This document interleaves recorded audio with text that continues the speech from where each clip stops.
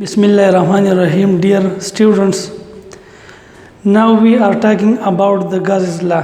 Gauss's law is so important in electrostatic. First of all, we have learned about the Coulomb's law. Now we are learning about the Gauss's law. So, what is the main theme and what is the main definition of the Gauss's law?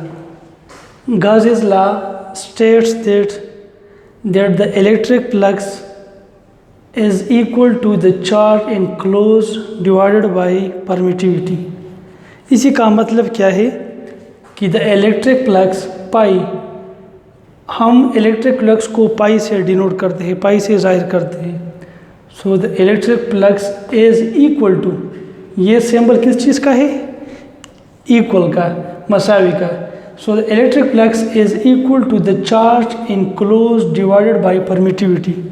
बुनियादी तौर पर Gauss law हमको ये बता रहा है कि कितना चार्ज एक बॉडी में इनसाइड है और इसकी मीडियम पे डिपेंड करता है. यानी दो चीज़ें हैं, क्यों इनक्लोज चार्ज कितना है इनसाइड और इसकी परमिटिविटी पर. तो परमिटिविटी का बुनियादी मतलब क्या है? परमिटिविटी हम इस तरह कह सकते हैं कि it is the property of medium due to which electrostatic force effect. यानी ये एक ऐसा प्रॉपर्टी है, एक ऐसा खसूसियत है परमिटिविटी जिसके ज़रिए दो चार्जेस के दरमियान या चार्जेस के दरमियान जब फोर्स इफेक्ट होता है, असरअंदाज होता है, तो ये किस की वजह से होता है? परमिटिविटी की वजह से. तो अभी इसका प्रूफ भी है पाई का कि phi is equal to Q enclose divide by epsilon naught. लेकिन मैं आपको बताता चलूँ कि इसकी एप्लीकेशंस भी है प्रैक्टिकल लाइफ में. जो सबसे पहला एप्लीकेशन हम पढ़ेंगे तो वो होगा location of excess charge and hollow conductor और जनरली कंडक्टर. इसी तरह फिर हम इनफाइनाइट शीट के लिए पढ़ेंगे तो बहुत ज़्यादा एप्लीकेशंस है. लेकिन आपके कोर्स जितना आपका कोर्स है और जितनी एप्लीकेशन आपकी बुक में है तो हम सिर्फ वो पढ़ेंगे, बाकी ज़्यादा नहीं पढ़ेंगे क्योंकि इधर तो बहुत ज़्यादा वसी टॉपिक है. थोड़ा इसकी प्रूफ पे चलते हैं कि इधर इसका मतलब क्या है. सपोज़ अगर मैं एक चार्ज बॉडी को ले लो, इधर हमारे साथ है this is a positive charge body. अभी आपको पता है कि इनसाइड जितना चार्ज होगा हमारे साथ, सपोज़ ये हमारे साथ पॉजिटिव, इधर कन्वेंशनली हम पॉजिटिव चार्ज लेते हैं, तो आपको पता है कि इलेक्ट्रिक फील्ड लाइंस बाहर चले जाते हैं, outward going. So electric field will going outward.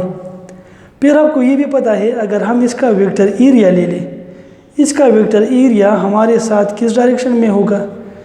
तो आपको पता है कि वेक्टर एरिया हम इस तरह ले सकते हैं कि हमारे साथ जो इधर सरफेस है, इस स्फीयर का जो सतह है, इससे जब हम परपेंडिकुलर लेते हैं तो हम इसको वेक्टर एरिया कहते हैं. तो इधर इलेक्ट्रिक फील्ड और वेक्टर एरिया के दरमियान थीटा क्या है? ये पैरेलल है, ज़ीरो है. तो इसी वजह से हमारे साथ इलेक्ट्रिक फ्लक्स क्या है? Flux pi is equal to E है, ये मैक्सिमम है.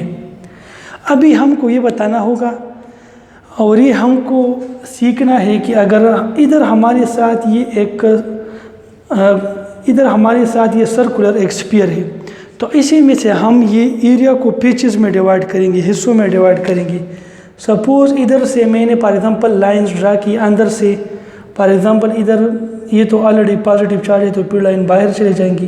लेकिन इधर से मैंने थोड़ा सा एरिया ड्रा किया, for example this is a given area और also I divide this area into small patches. इस एरिया को मैंने स्मॉल छोटे छोटे हिस्सों में तकसीम किया.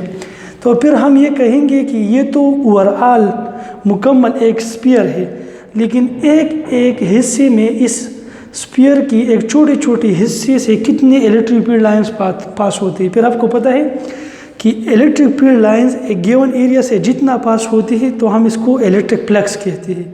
तो इधर तो ऑलरेडी इलेक्ट्रिक फ्लक्स है, तो हम इस तरह कह सकते हैं कि सपोज़ ये इस गिवन एरिया से कितने फील्ड लाइंस पास होते हैं. इसी तरह बाकी जितने भी स्मॉल पीचेस का मतलब है छोटे छोटे हिस्से, सारा ये एक स्फीयर है और इसको हमने छोटे छोटे हिस्सों में क्या कर दिया? तकसीम किया.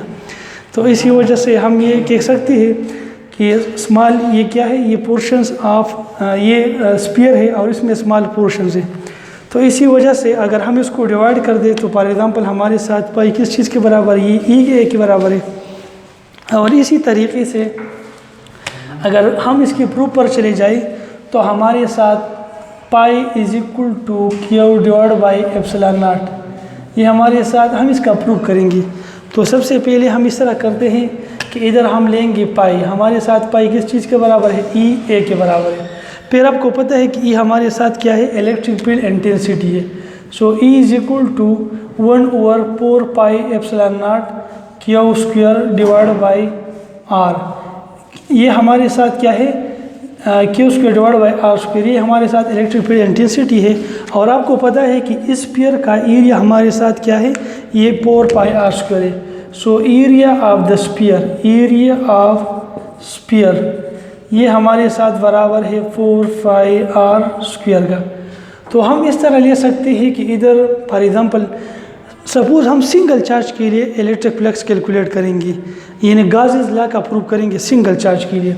तो फिर इसके लिए हम ये कह सकते हैं कि हमारे साथ ये बराबर है पाई। तो पाई आपको पता है इधर ई ए का बराबर, ई की जगह हम लिख सकते हैं 1/4 पाई एप्सिलॉन नॉट, और ए हमारे साथ है 4 पाई आर स्क्वायर। फिर आपको ये भी पता है कि इधर इसके साथ क्या है, ये 4 पाई एप्सिलॉन नॉट, ये इसके साथ क्यू स्क्वायर है, और डिवीजन में क्या है, ये आर स्क्वायर है।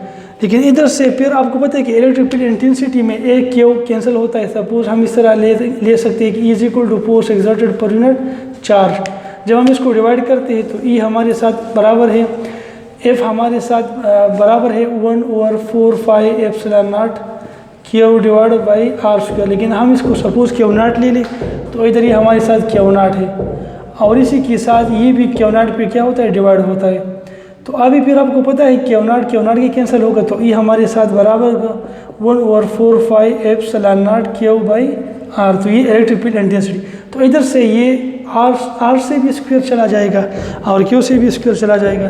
तो इसी की जगह हम लिख सकते हैं कि पाई हमारे साथ बराबर है 4 के साथ कैंसिल होगा, पाई के साथ कैंसिल होगा, और इसी के साथ आर के साथ कैंसिल होगा, और ये इधर से स्क्वायर तो ऑलरेडी विनिश हो गया है, ख़त्म हो गया है। तो हम ले सकते हैं कि phi is equal to Q divide by epsilon not.